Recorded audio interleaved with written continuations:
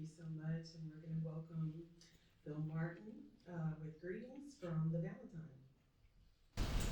Welcome. I'm Phil Martin. I'm the director of the Valentine, and we are so excited by this partnership because we need to make sure that we connect that important event on the Richmond corner to the ideas that came from this house. And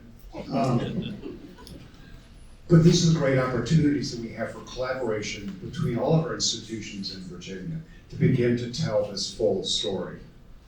Eola, thank you so much, and thanks all the staff here. But I would like to thank the staff of the Valentine. Liz, and would the staff of the Valentine please stay in? You guys.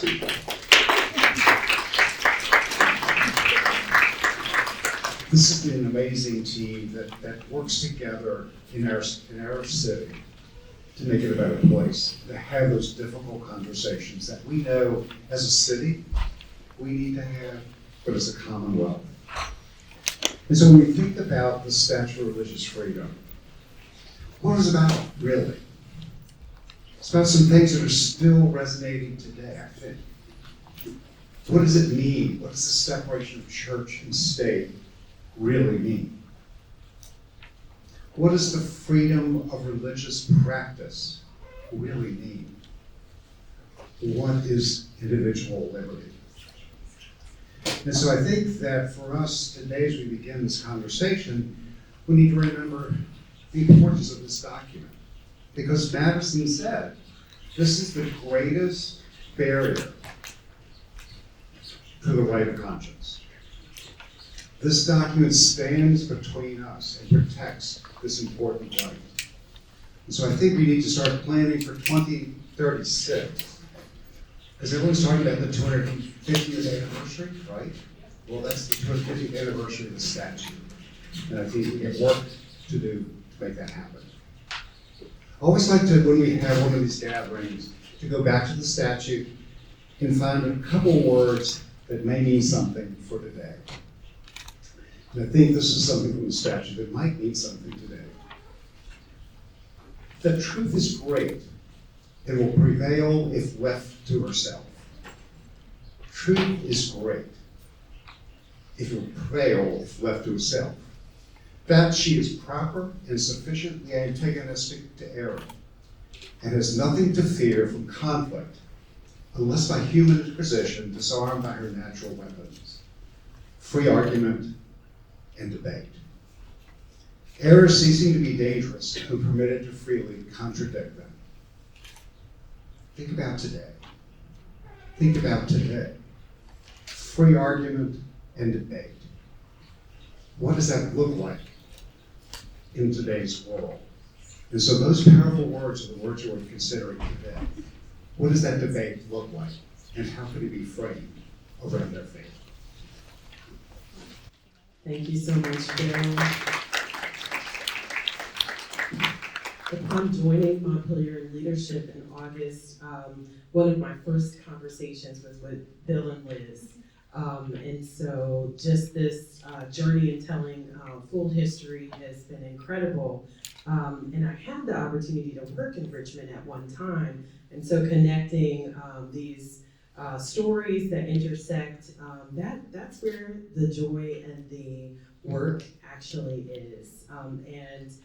In thinking about Montpelier, all of us here are connected to this landscape. We share in something because of our individual and personal connections, but we can create something amazing together. And this full day has been about that. And so I have the joy of welcoming distinguished panelists here, and I will introduce each of them. You have a program for the benefit of those who are not here in the room with us. We welcome Keith Anderson, Chief of the Nansemond Indian Nation. Keith is an enrolled citizen of the Nansemond Indian Nation and serves as the tribe's principal chief and executive officer. As one of 7 federally recognized tribes in the Commonwealth, the nation's service areas include Suffolk, Portsmouth, Norfolk, Virginia Beach, Chesapeake, Newport News, Hampton, and Isle of Wight. Chief Anderson currently serves as co-chair of the Virginia Tribal Education Consortium, and he is an accomplished cultural presenter and executive director of Red Crooked Sky American Indian Dance Troupe.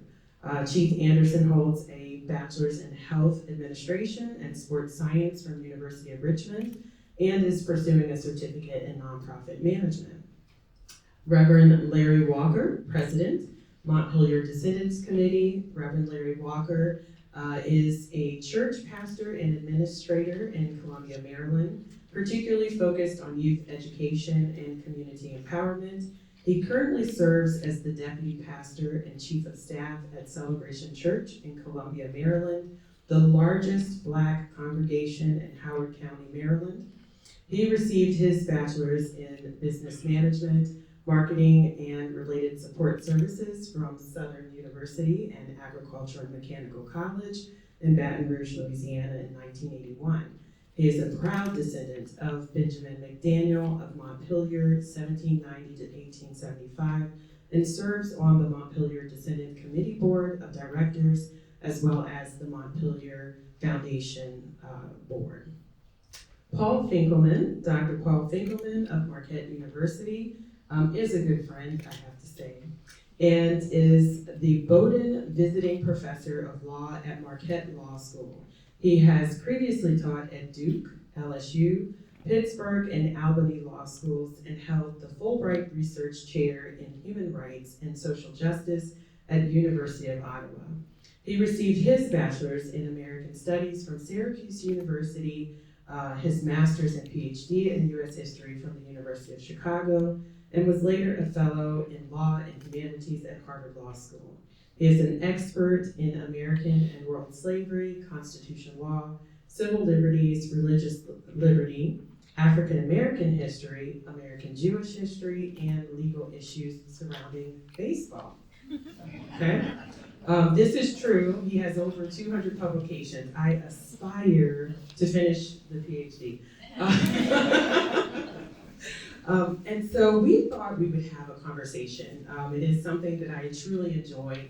And it's not just because I like to talk, but it's because Montpelier is the most amazing place to have difficult conversations and find inspiration in ways we can change the world. And that has been true in history, and it's true today in the way the Montpelier Foundation and the Descendants Committee work together along with many partners who join us in remembering James Madison and the enslaved community. If you are a member of the Montpelier Foundation or the Montpelier Descendant Committee, would you please stand and just say hello to everyone?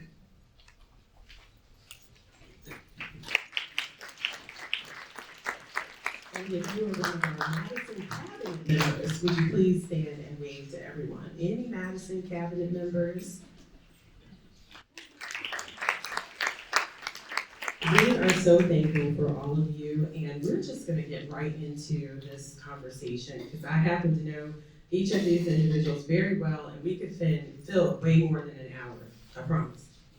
All right, and so I wanted to start with Dr. Finkelman and really center us around how the Constitution undergirds this entire conversation. Montpelier is so special because of James Madison and this idea of equality, justice, and freedom, and a government by the people. And how is religion related to that vision?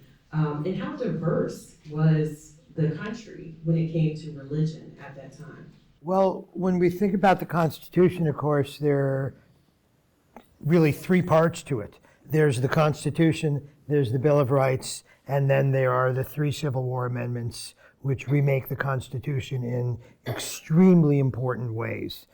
All of the other amendments fit within this rubric one way or the other, either by fixing technical things like how you elect the vice president, or by enhancing the right to vote after the 15th Amendment to extend it to women and to people who are 18 years old. So there are lots of ways in which the Constitution has evolved, but there are really three components to it.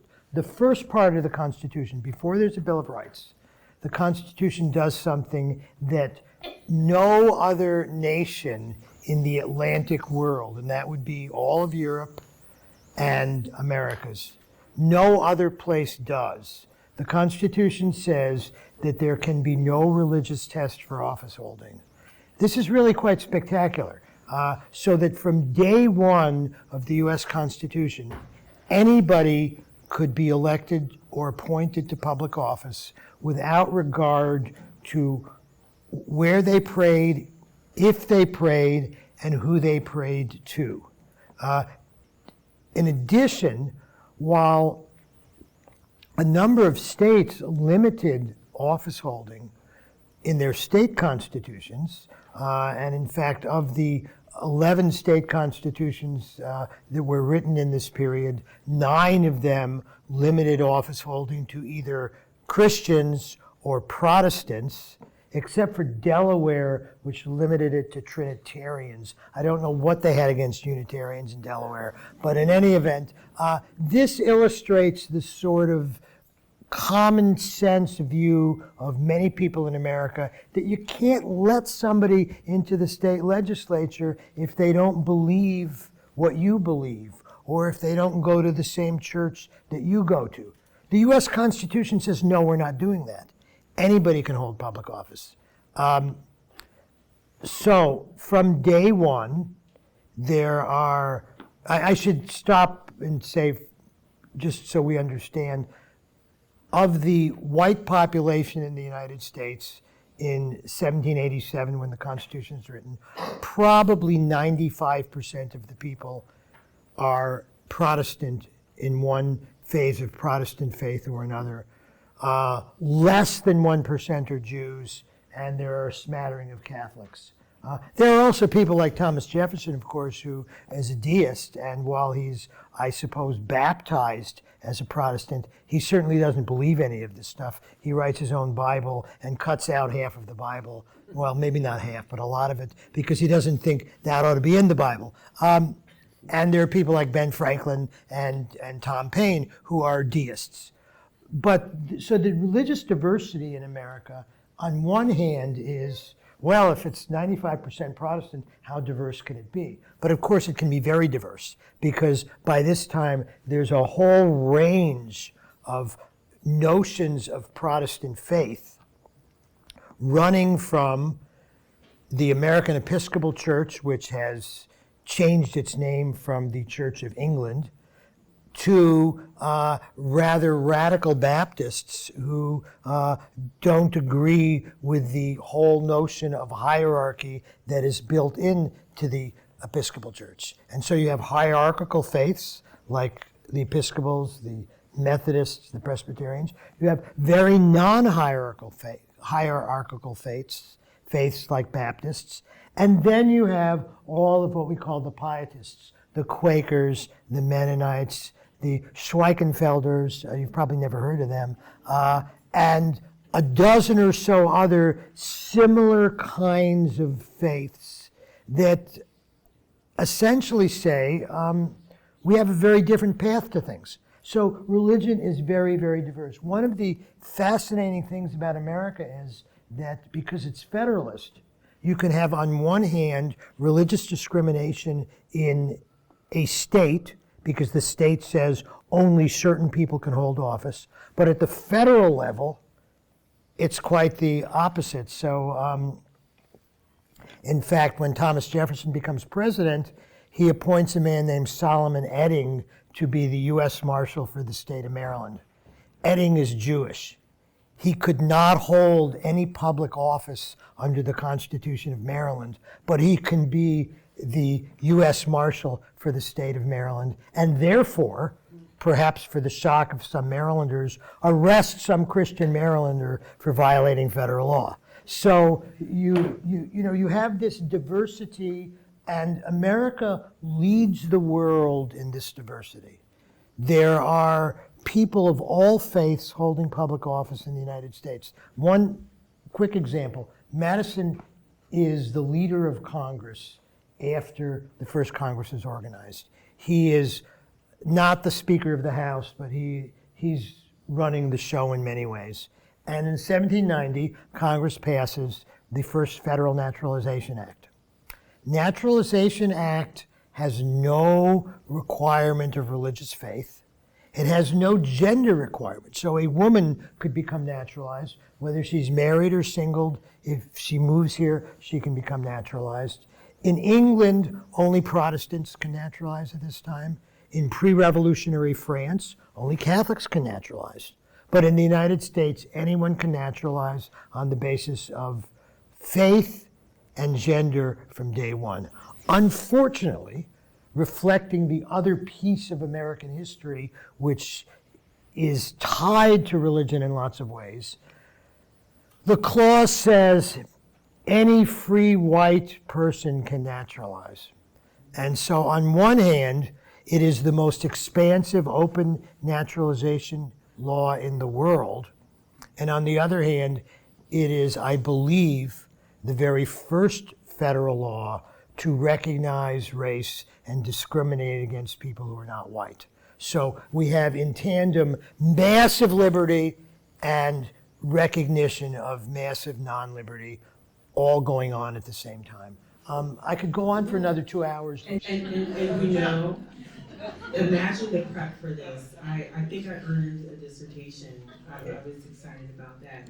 But you speak to something really important, the paradox of freedom or the paradox of slavery. We hear these phrases where the same minds who are helping to fashion our understanding and our ideology as related to freedom are flawed. They have limitations when it comes to extending those freedoms to all people. And that's why, as Bill said and Patrick said, it's this work towards a more perfect union that we tend to focus on. And so that language was there that we're able to draw on today in understanding how we can be inclusive and represent multiple perspectives and honor all of those who have been on the landscape as well as have contributed to building the nation. And so I'm going to direct this next question to Chief Anderson, because this journey to religious freedom was longer for Indigenous communities. Why don't you share with us, what that reality has looked like, past and present? Well, I would say on a past level, we really didn't believe in a religion. It was more of a spiritual basis where we took in the things that we could see and feel as a part of our connection, as far as the sun, the moon, the mountains, the riverways. So again, that was our connection, and fully knowing and humbling ourselves that there was something bigger than us. They created these things and kept us into existence. For the most part, the tribes along the East Coast were monotheistic. So whether if it was forced or the indigenous communities absorbed Christianity, it was a relatively easy thing for us to do. In contrast with the belief systems of the Europeans, we knew that there was a Bible on one hand and the sword in another. So even to this day, there is a lot of condemnation, hurt, and issues regarding that, as far as the way religion is perpetrated versus dealing with each other as kindred spirits and as human beings on the spiritual level. Now, one of the ways that you express your faith is through dance, and today you led land blessing as we started our programming around breaking ground and breaking bread. When we think about religious freedom, it's really a 20th century reality, the ability for Indigenous communities to express faith openly, especially cultural practices. How did you come about creating the dance troupe, and what are some of the ways you want others to know about Native expression? Well, the biggest thing, again, one thing I had noticed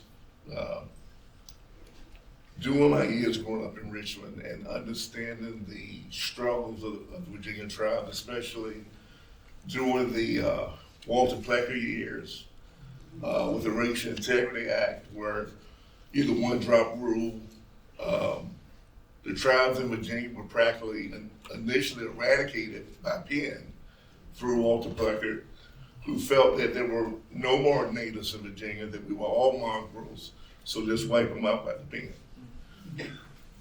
And as I grew older and started to see how museums and events were structured in Virginia, it seemed that they felt the only way to provide an authentic native experience was to solicit help from the Western tribes.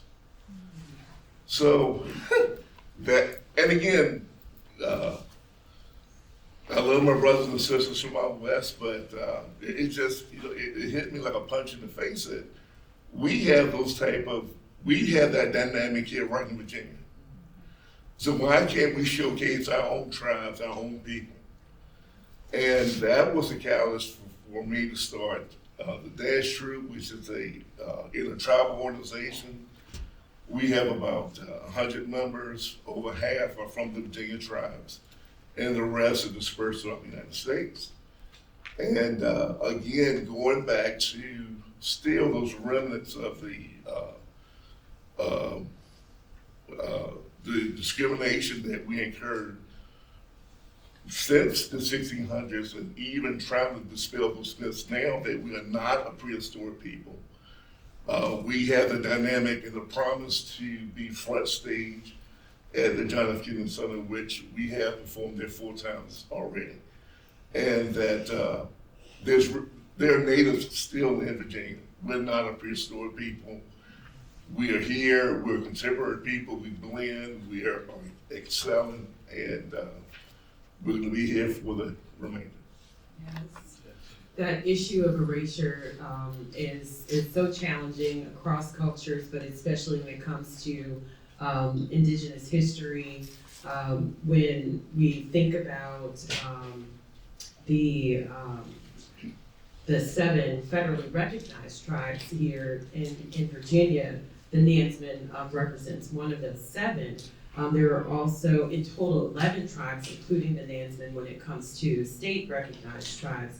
And the ability to demonstrate continuity and culture is part of what is represented when we take that time to learn and engage and talk with one another. We've been having some good conversations this week around shared history and bringing forward hidden histories with the Descendant Committee, and so Reverend Dr. Walker. I wanted to ask you, what is so special about today, about memorialization and remembrance, especially in this context to religion? Thank you for this. This is a continuation of a dream.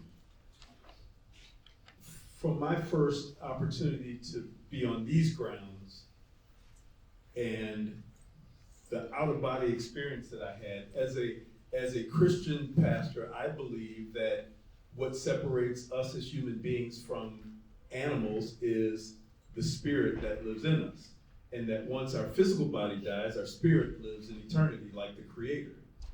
And I must say that my first visit here in November 1977, as I walked up the grounds from the horse track up towards the house, I had an out-of-body experience, and it was like I was teleported back into the early 1800s.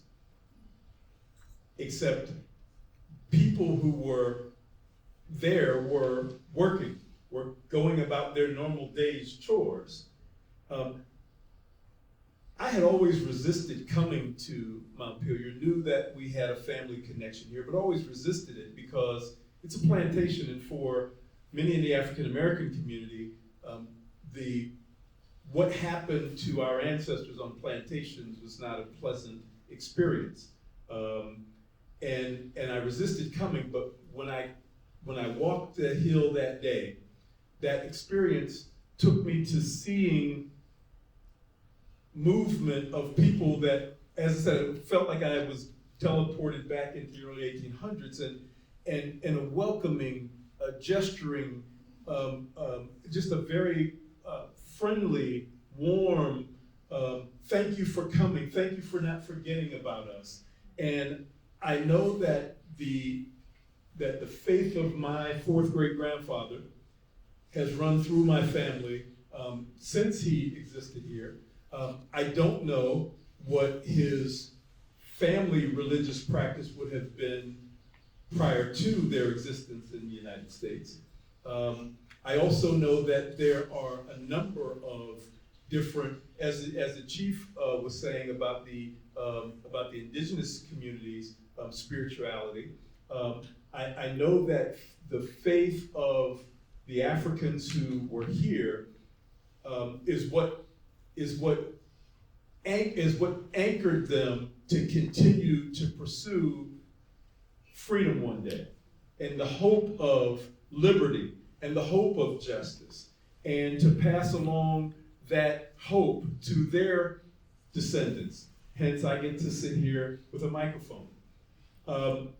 And so I just think that today, for me, is a continuation of the dreams of people who likely came here in bondage, stripped of their native heritage, stripped of their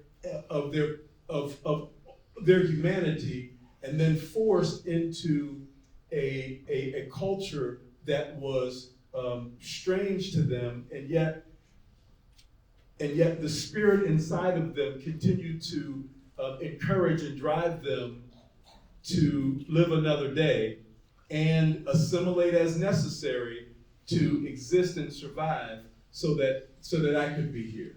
And so when I think of today, and when I think of the Montpelier Foundation board meeting that we had a few days ago, and the Montpelier Descendants Committee board meeting, this was the first time that we brought the Descendants board and the TMF board together, and then donors and people who support what's going on here.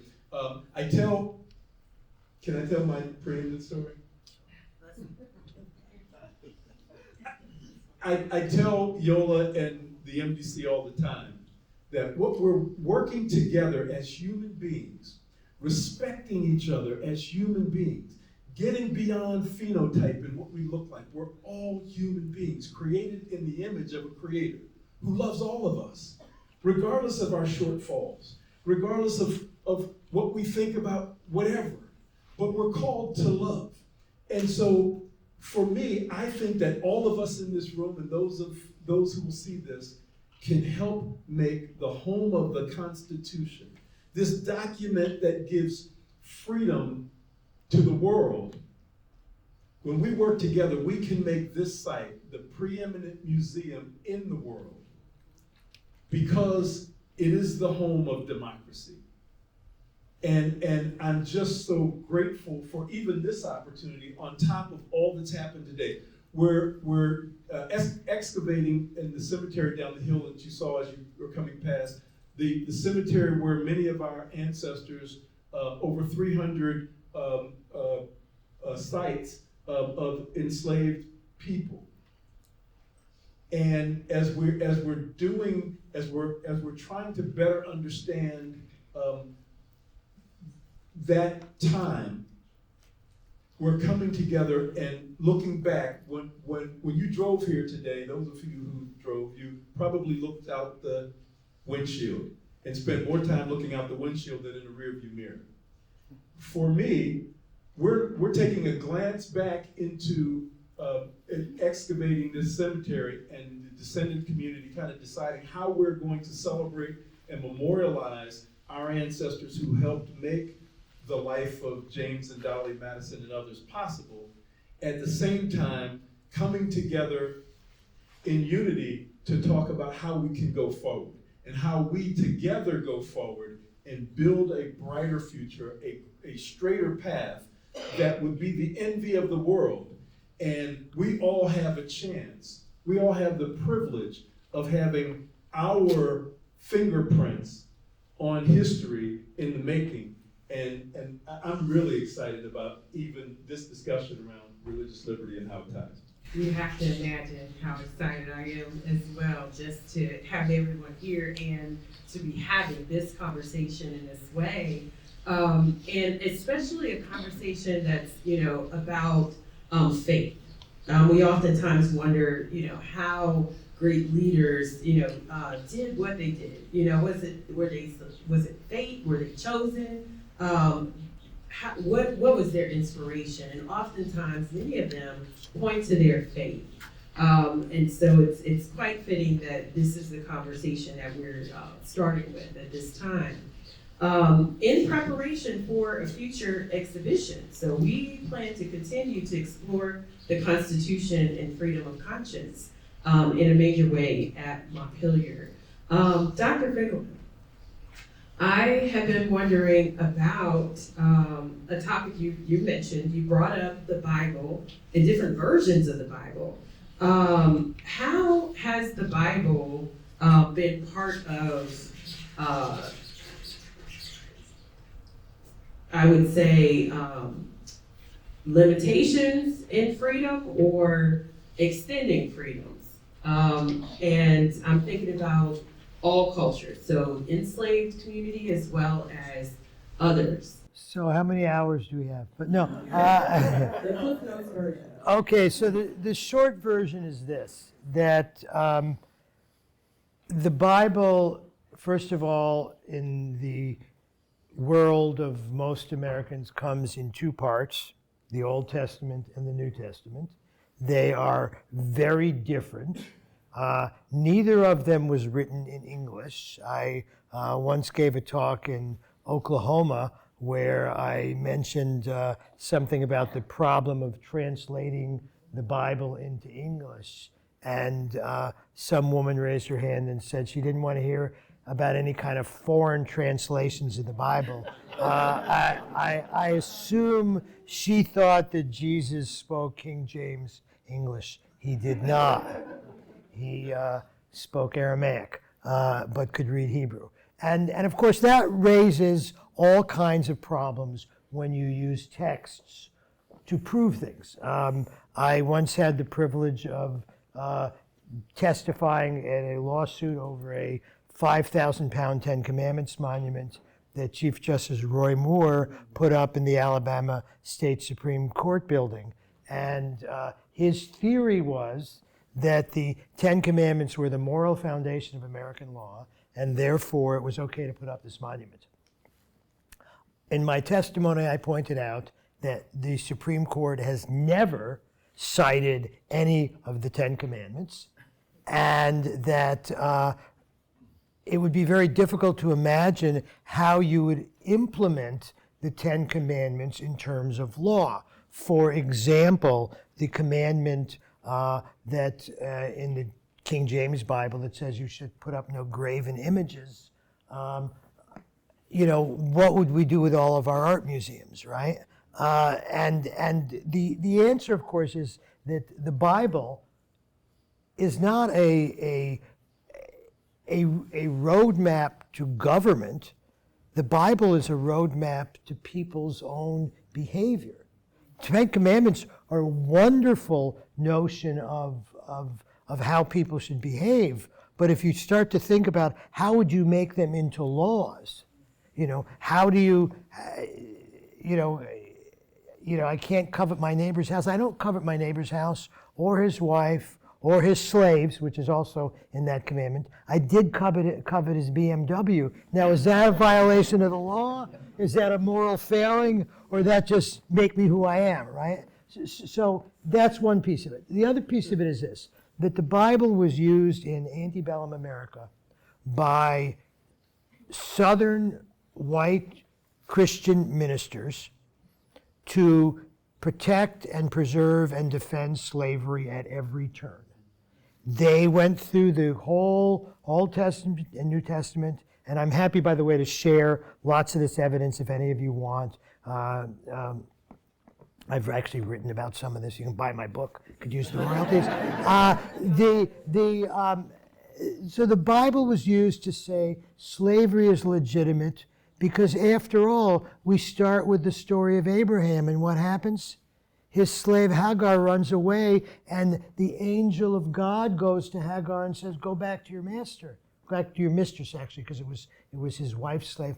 And Southerners said, "You Northerners who won't return our fugitive slaves, how come God would return Abraham's fugitive slave and you won't return ours?" Or they would go to the New Testament, to the book of Philemon, St. Paul's letter to Philemon, where a slave runs away to Philemon, and it runs away to St. Paul, and Paul sends him back to Philemon with a letter saying, "Be kind to your slave, but he's still your slave."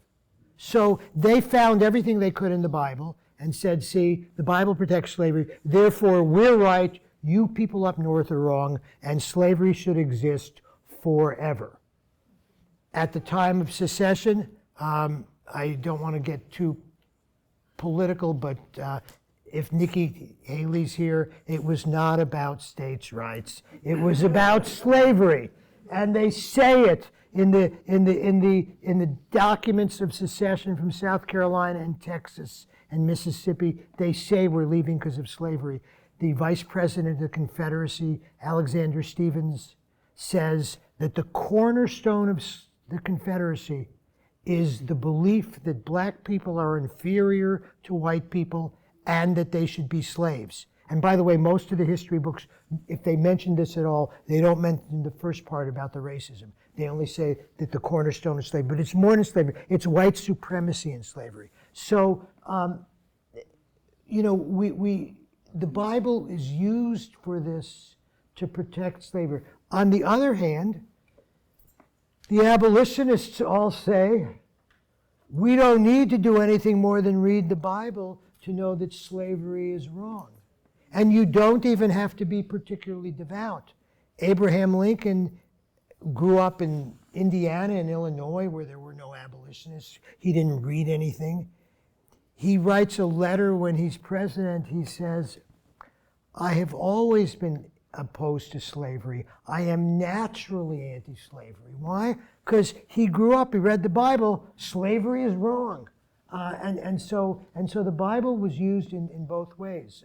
And there are literally hundreds of books published in the South protecting slavery. And everybody in this room, unless you were Jewish, you would go to a church and you would have slavery preached to you. And if you were black and a slave, you would go to a church service run by white ministers, particularly for slaves, to tell slaves how lucky they are.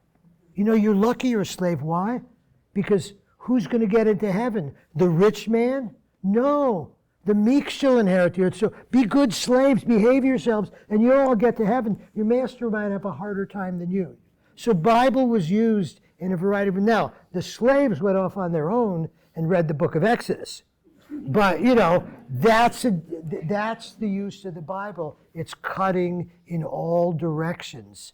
But what's important is, I think, that because we had this deep commitment to religious freedom, people to believe whatever they want and to practice their faith as they needed to, you got a diversity that ultimately leads to the end of slavery.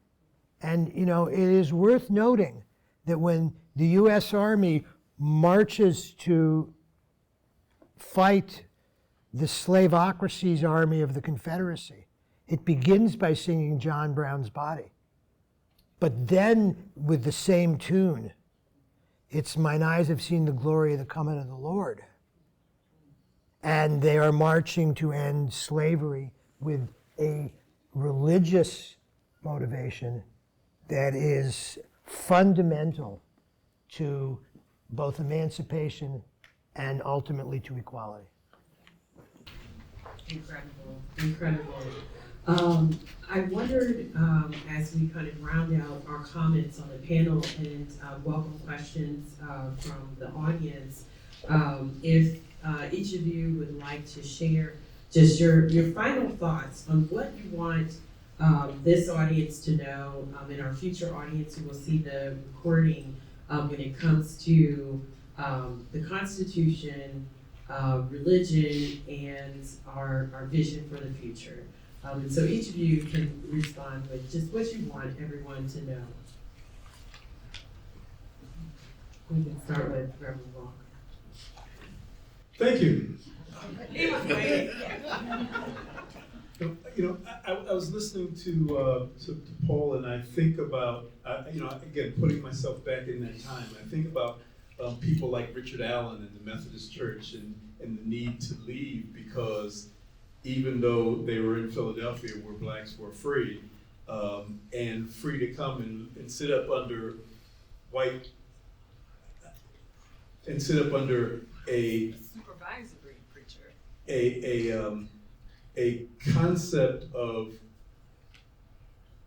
Christianity from a perspective that still sees you as less than my equal. And in that church, they had balcony, and the freed Africans had to sit up in the balcony to worship.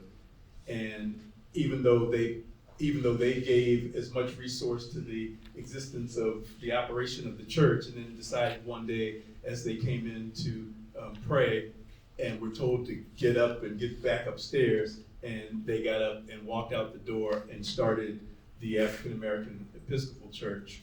And then when we used to say, and now churches are at different times, but we used to say, when I was growing up and younger in ministry, we used to say that 11 o'clock was the most segregated hour in America, because you have people who worship one way, with one style, with one culture, in one building, and then down the street is people who have a different culture and a different style, but they're worshiping the same God?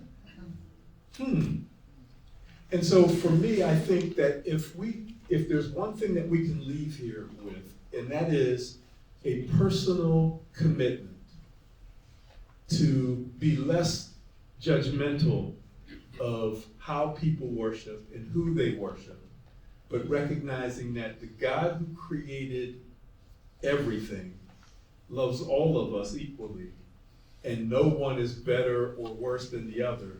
And let's make a commitment to share that love and not just say it in action, but let's talk to our friends in the community who have a different perspective. Let's challenge those who would be stuck in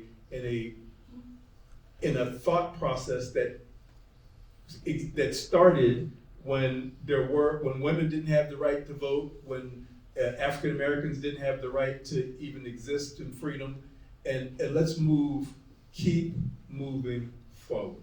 Thank you. Chief Anderson. Well, I would say, on an indigenous perspective, is again to see all of us as kindred spirits. For far too long, especially on an indigenous level, and it's actually been commented in the Constitution that we were merciless savages. That is not the case. If you think of any race, looking at what we went through, and if you look at any view of German, Scott, African, if any force of people did what they did to your people and your families, you would retaliate. Because the first aspect of us when Europeans came here was of love. We could have easily eradicated Europeans, easily, just by numbers. But again, moving forward, we want persons to know that we're not prehistoric. We love our past, but we are contemporary people. We have astronauts, doctors, lawyers, teachers, and we want to be a collective part of growing this nation as we have from the beginning of time. So again, simple, basic consideration. And when you're doing programs and you want to have a dynamic program offerings and want to make change, include us from the onset, not after the fact. Because I can guarantee you the level of programming, your educational principles will be heightened so much more by having us involved. Thank you. So we're in Madison's house. We're in the place where, in many ways, religious freedom in America is constitutionalized. One of the things I want everybody to understand is that this comes from the top down, Madison, Jefferson, but it also comes from the bottom up. One of the people in the audience today is John Ragasta, who is the chief historian at Monticello, and he wrote a phenomenally good book called Wellspring of Liberty, where he goes into great detail about how the Baptists in Virginia and other religious dissenters. Now, it's kind of odd to think about Virginia where the Baptists are the dissenters, right? But in 1780, the official church was the Episcopal Church. Baptists get sent to jail for preaching, and they get sent to jail for performing marriage ceremonies, and they get busted all the time. John has this whole page and page and page of people who are getting arrested for being Baptists. And so I think it's important to understand that their fight for their liberty helped shape Madison, but it's also important, I think, for people to understand that that should be part of everybody's religious heritage. The notion that you don't oppress people, you don't persecute people, you don't favor people, you don't disfavor people because of their religious faith, or in the case of Tommy up the hill, their non-religious faith. And I think, by the way, one of the differences between Jefferson and Madison is that Jefferson could be expansive about religious liberty because, quite frankly, I think he thought it was mostly hooey. But Madison actually believes, and even though he believes, even though he goes to church, even though he takes faith seriously, he comes to the conclusion that all men are entitled to the full and free exercise of religion according to the dictates of conscience, and therefore that no man or class or men ought, on account of religion, to be invested with peculiar emoluments or privileges or subjected to any penalties or disabilities. That's Madison. Thank you, Jemmy Madison. And that's how he pronounced it. All right. My goodness, you all have given us so much to think about. I don't know about you all, but you gotta give you some good friends. Hang out with people who are great thinkers and great speakers, and we're gonna continue to invite those who want to have a conversation and really think about the tough stuff to Montpelier. I welcome questions from the audience. If you have a question, if you would raise your hand. I'm shocked that Ms. Barbara White has a question, Vice President of the Montpelier Descendants Committee, and we're going to give you a microphone so that everyone can hear you. Thank you. I have the privilege of sitting on, oh God, how many committees with this wonderful woman over here? And she knows the first hand up is always me. So actually my question is to you, Dr. Finkelman. I've done a little tiny bit of research, but it'd be great to hear from you about how James Madison practiced religion himself. How James Madison, Yes, what? how he practiced religion. What his personal.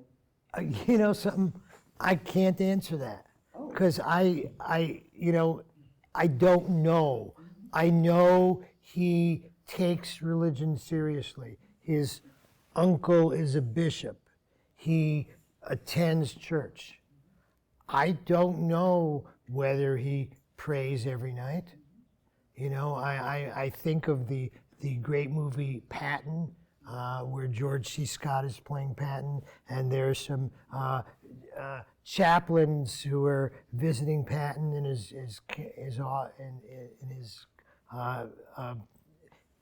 where he's stationed in Europe while he's fighting the war, and one of them says, General Patton, I noticed a Bible by your bed. Do you use it? And Patton says, every damn day. And, you know, and so, but I don't know how James Madison practiced religion, but I do know that he, and maybe other people do, and now maybe I'll go and try and find out, but that he took it seriously for himself, but not so seriously that he believed that he or any other person had the truth. And that's the key. That's what I find impressive, is that he understands, and this is not a common thing in the world at the time. I mean, most of us take religious tolerance almost for granted. You know, we all know people who don't go to the same place we go to pray. We all know people who pray differently. And it doesn't, for most of us, it doesn't stop us from being friends, from breaking bread with them. But in Virginia, you know, you go to jail for being a Baptist or a Methodist, sometimes for being a Presbyterian. Those dangerous Presbyterians. They threatened the Anglican Church, and then they threatened the Episcopal Church in Virginia, and that is what Madison fights against. I didn't answer your question, but I tried to avoid it. I probably know a little bit of the answer, but I'll talk to you later about what I think I know. Okay. All right, other questions, and we'll pass the microphone as others have questions. Thank you. So religious freedom, and when you think of most religions, they are quite strict about your moral character, your Your social bottom hand character. on. Your bottom hand is covered. There you go. Oh, okay. Sorry. So when you think of most religions, they're kind of strict about how you should behave morally, socially, and what your health regimen should be like. So I was just wondering if you could tell us about, was there any discussion about the particular traits of the different religions that when they did the Constitution, they were now setting free? They were now, could you give that last sentence? I didn't hear you. Oh, was there any discussion during the constitutional discussions about religious freedom as to, well, you know, there are all these different religious practices. Did they ever discuss them, or it was just a concept of what? At the Constitutional Convention, as far as I can remember, there is almost no discussion about religion other than to say that it's not something the country should be putting into the Constitution. At one moment, when the Convention is in great crisis and people think it may all fall apart, Ben Franklin, the most distinguished person in the convention, the most famous American, even more famous than Washington, Ben Franklin, who is a deist, who, as far as we can tell, hasn't seriously thought about religion in his own life for a very long time, and he's a very old guy. He gets up and says, maybe we ought to begin each session with a prayer. And you want me to, to channel James Madison on his prayer. I can't do that. I think I could channel Ben Franklin. I think he was being sarcastic, brilliant, and confusing Ben all at once.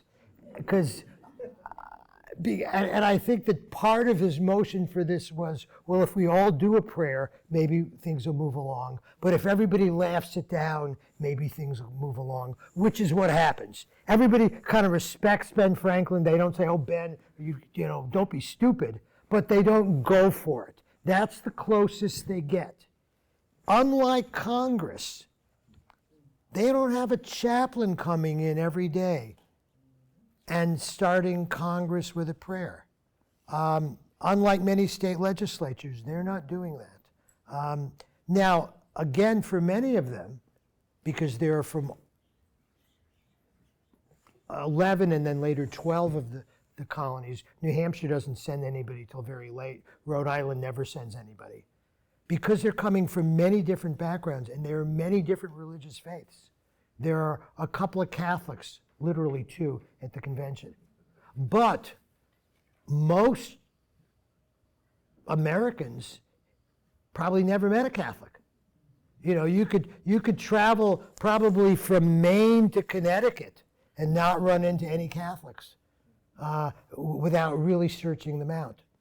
But here they're, you know, talking to them. There are no Jews at the convention, but there are Jews in Philadelphia, which would be something new for the delegates from New Hampshire or delegates from other states where there weren't any.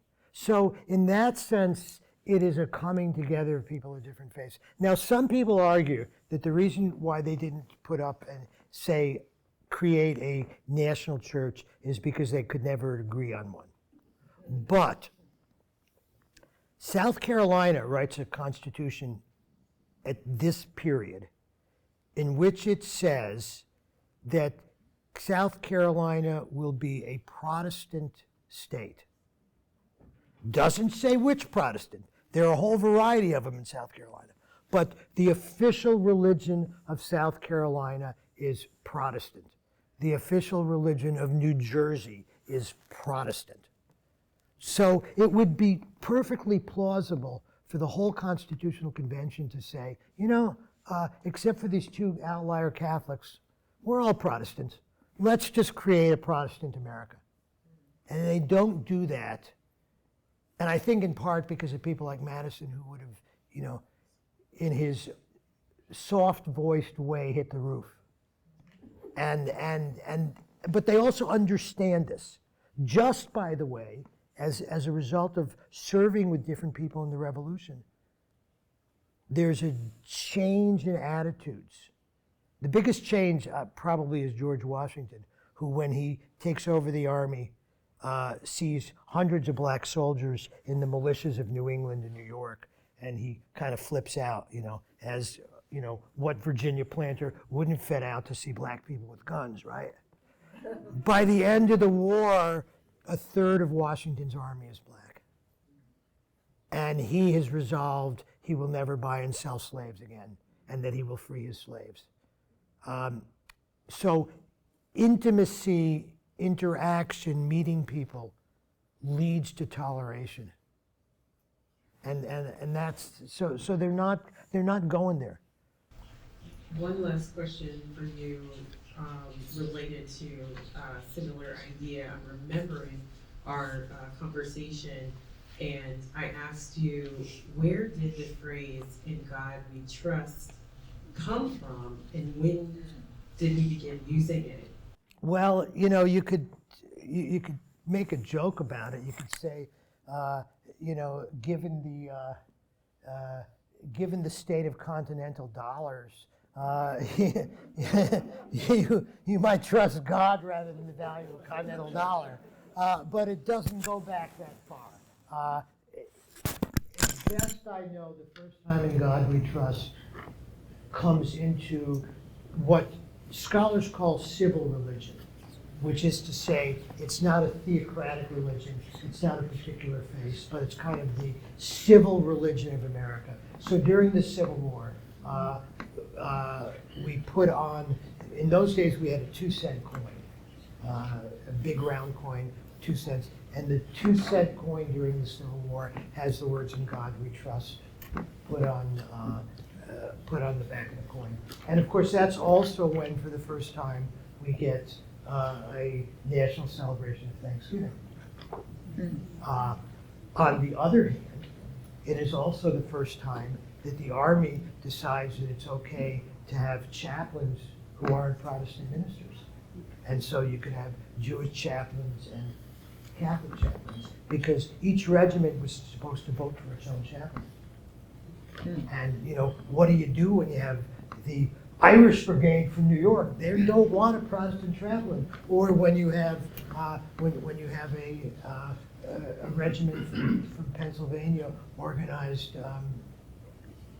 by Colonel Einstein, and he doesn't want to have a Protestant chaplain. So at one level, in God we trust becomes embedded in the country, and on the other level, in religious diversity we trust also gets put into it.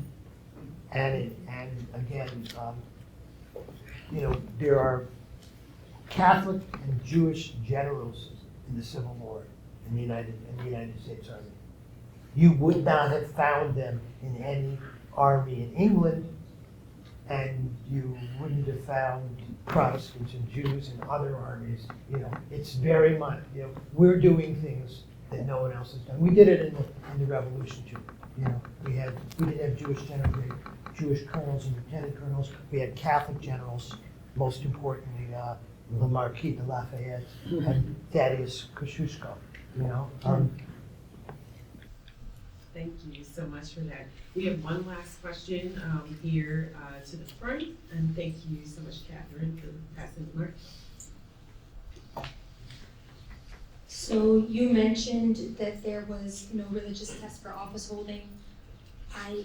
And then we talked about in God we trust. Another phrase that to me has some religious backing or some religious overtone that's there is swear or affirm.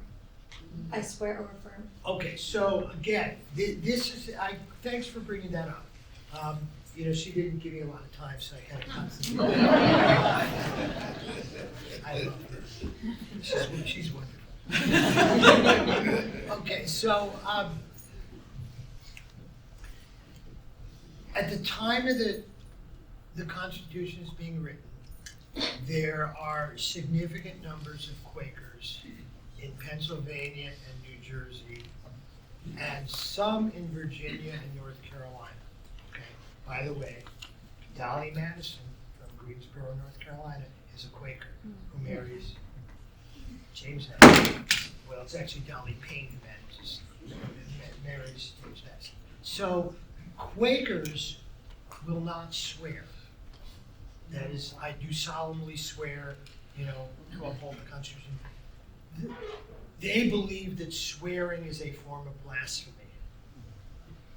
Just like Jehovah's Witnesses, who were once a viciously persecuted minority in the United States, believe that pledging allegiance is bowing down to an idol. It's a cloth idol, it's not a stone idol from their perspective. And by the way, we sent people to jail for that in the 1940s. And we expelled lots of kids who wouldn't do that. But the Constitutional Convention was smarter than America in the 1940s. And so it says you will either swear or affirm. And affirm simply means I agree to this. I agree. And so again, when you are a witness in court, I do solemnly swear or I do solemnly affirm. Or some states, by the way, got rid of it altogether and simply say, they got rid of the swearing and simply say, I affirm on penalty of perjury, which is not God punishing you, but getting it right now. On penalty of perjury, that I will tell the truth and nothing but the truth. And so the affirm, again, and I appreciate you raising it, because it is simply the second example of where the Constitution not incorporates religious faith, but incorporates religious liberty in these ways. And again, we can thank the one-time owner of this piece of real estate for that. Thank you so much for your questions from the audience and your participation. Thank you to our panel, if you would give them a round of applause.